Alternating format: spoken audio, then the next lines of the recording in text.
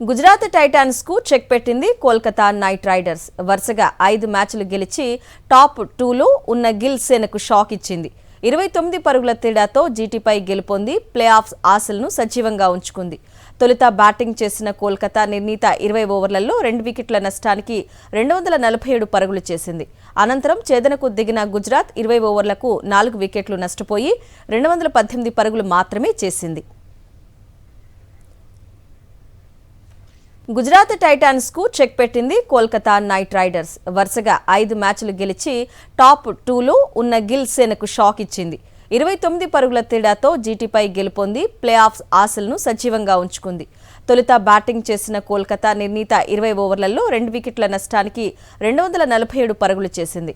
అనంతరం ఛేదనకు దిగిన గుజరాత్ 20 ఓవర్లకు 4 వికెట్లు నష్టపోయి 218 పరుగులు మాత్రమే చేసింది.